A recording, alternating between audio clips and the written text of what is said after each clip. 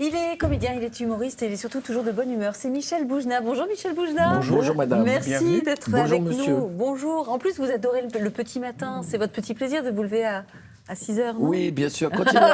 Continuez, je vais vous frapper. Je vais vous frapper les deux. Ah oui, les j'imagine.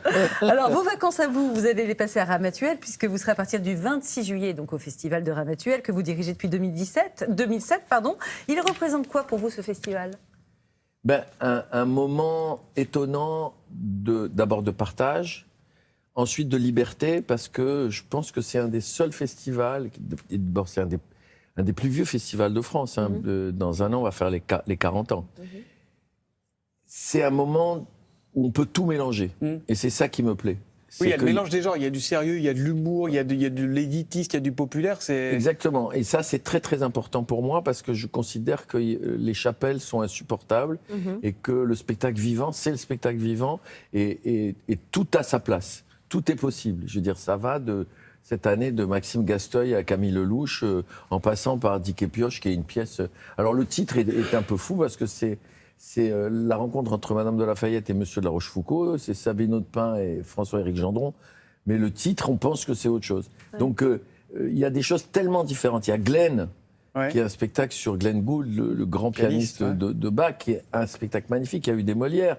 Et à côté de ça, je vous dis, quand vous avez Maxime Gasteuil en face de Glenn, c'est un grand écart. Et chaque année, c'est comme ça. Mais donc, c'est ça qui me plaît. Cette année, c'est l'être humain, c'est ça ? Absolument. Et puis, je voulais encore plus qu'on rie cette année. En fait, de toute façon, vous savez, on peut me frapper parce que je mais ne pourquoi pense... vous les frappez tout le monde, vous, ce matin ? Qu'est-ce qui vous arrive ? Là, c'est moi qu'on va frapper. Qu'on apporte un déca, monsieur Boujna. Parce que j'adore, je me bats toujours pour qu'on rie. Ouais. C'est très important pour moi. Qu'on rit et qu'on réfléchisse en même temps ? Mais on peut pas rire sans réfléchir. C'est impossible. Mais je veux dire que même dans une histoire drôle, on réfléchit. L'humour, c'est un véhicule pour la pensée qui est indispensable et qui est fondamental.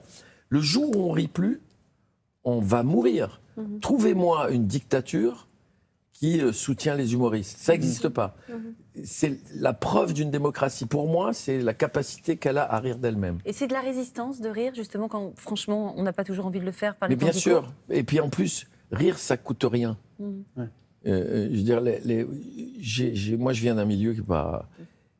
Mais le rire, c'est fondamental. Et donc, ce festival, il est aussi, cette année, beaucoup là-dessus, puisqu'il y a beaucoup d'humoristes. Alors, vous n'arrêtez jamais. D'ailleurs, c'est peut-être pour ça que vous êtes fatigué entre les tournages, le théâtre, les festivals. D'ailleurs, ça intrigue beaucoup une jeune chanteuse qui a une question pour vous, Michel Boujna. Ah bon ? Oui.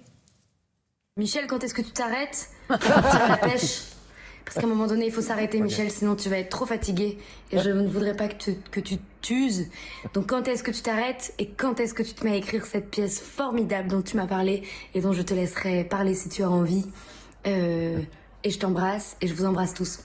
Salut. Alors là vous êtes obligé d'avoir envie. C'est Barbara Pravi avec qui vous tournez le dernier film de Lelouch en ce moment. Et Monsieur Cadmerade. Et Monsieur Cadmerade, absolument. C'est quoi cette pièce que vous rêvez d'écrire alors ? Ah, c'est un projet que j'ai dans la tête depuis très longtemps. Un jour, il y a très longtemps, je répète à Nice. Parce que bon, je suis très souvent à Saint-Paul-de-Vence. Et je répète dans le bar de l'Opéra de Nice, qu'on m'a prêté. Et je suis très, très mal ce jour-là. Je trouve que ce que je fais est nul. Enfin bon, comme ça arrive souvent. Un jour sans, quoi. Oui, c'est souvent moi. Et c'est souvent sans. Je pousse la porte violemment et je renferme une dame qui était derrière, qui est une des dames qui s'occupe du ménage à l'Opéra de Nice. Je suis désolé, je la relève. Et elle me dit, vous avez tort d'être en colère aujourd'hui, parce qu'aujourd'hui, c'était mieux qu'hier. Ah. Et je me suis rendu compte qu'elle se relayait souvent derrière la porte à écouter la répétition. Ah ouais. Hyper touchant.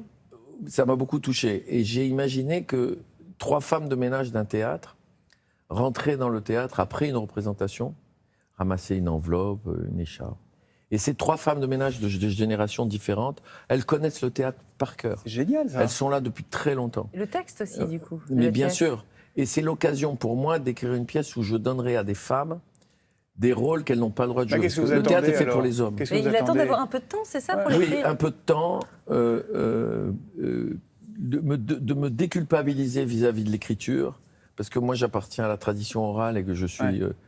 dans le pire des cas, un baratineur. Dans le meilleur des cas... Un petit complexe de l'imposteur chez vous ?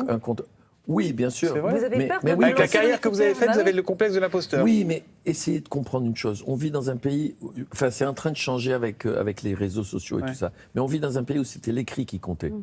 Moi, je suis dysorthographique et j'avais toujours 0, 2, 3. Donc j'étais hyper complexé avant d'écrire. C'est pour ça que quand j'écris, je donne jamais à lire ce que j'écris D'accord. avant que ce soit complètement terminé. Et donc il y a un vrai problème. Mais attendez, on n'est pas là. Mais c'est pas la Non, psychanalyse, mais- mais c'est très mais enfin, intéressant. je Parce voulais- qu'on attend deux la pièce. psychanalystes. Bah, oui, bah, vous vouliez nous taper, on va vous prendre 100 balles Je chacun. vous parlais de ma mère. Absolument. Mais si je vous commence à parler de ma mère, on est dans la merde. Donc, ce qu'on va faire,